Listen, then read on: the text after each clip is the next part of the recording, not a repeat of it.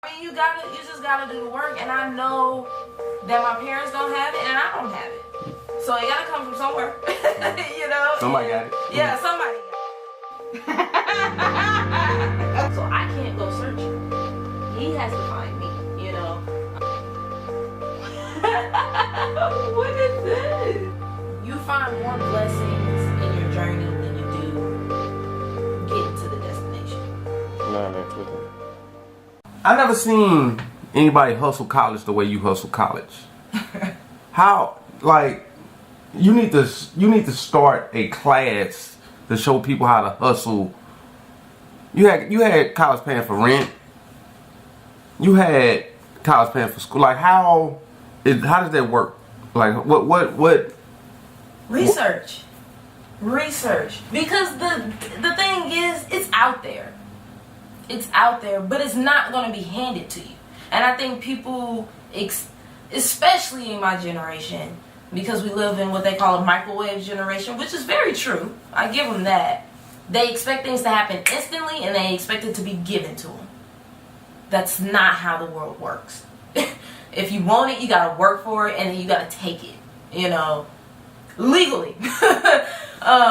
So the way that I did it was high school. Okay, I want to go away for college. I know I need a high ACT score, and I know I need a high GPA. So I made sure I had the GPA. Then I took the ACT twice to get the score that I needed so I can get a full ride scholarship. So What score do you need? Well, I needed a 26 to get into Howard, because that's originally where I wanted to go for their full ride. But I got a 25, and I was offered a partial tuition scholarship with Howard, but I was offered a full ride with Tennessee State. So I went with Tennessee State because that was free. And full ride means that they pay for my room and board, they pay for my tuition, they pay for all the little program fees that they add on there. They did not pay for my books, but by the grace of God, I was able to get a scholarship through my church, who paid for my books. So again, you gotta work for it. Like, I had to write those essays, I had to think about those essays, I had to make sure that they were convincing, you know, things like that. With my church scholarship, I had to write an essay, I had to do an interview, you know, I had to put in that work to be blessed with those things. And then when it came to grad school, it's hard.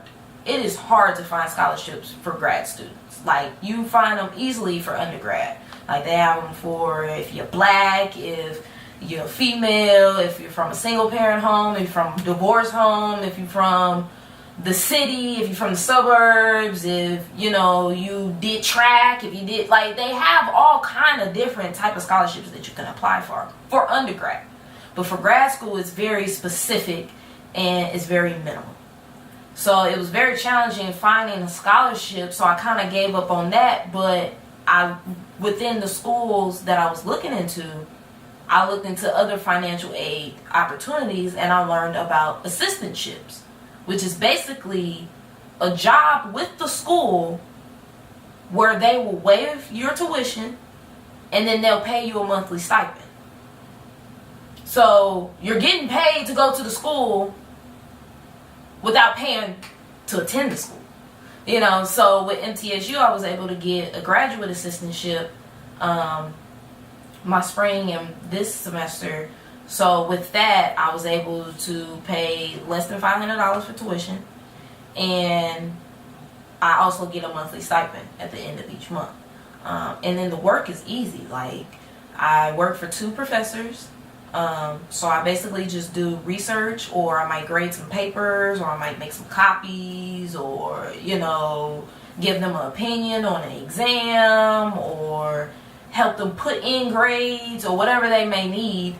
And then I do 2 hours a week in the accounting lab where I tutor undergrad students who are taking accounting classes. So simple stuff, you know, and they pay me more than $800 for that a month. So it's like, there's ways. You just have to, 1, do your research, and then 2, just put in the work. Like, if you want it, go get it, you know. just go get it. First semester, I missed, my recommendation letters didn't come in time for me to apply for the GA position. So I had to take a loan out my first semester, and that was my first time ever taking out a loan. I graduated from TSU debt free. So that was an adjustment, because I'm like, oh snap, now I gotta pay this money back. You know, Lord, they gonna put interest on this money. You know, like, oh my gosh. But being able to get the GA position for the next 2 semesters was like, well, thank you, Lord, that it's only this amount of money, because I know people who only have 1 degree and they have more student loans than I do. So you just gotta put in the work. Really, you gotta put in the work.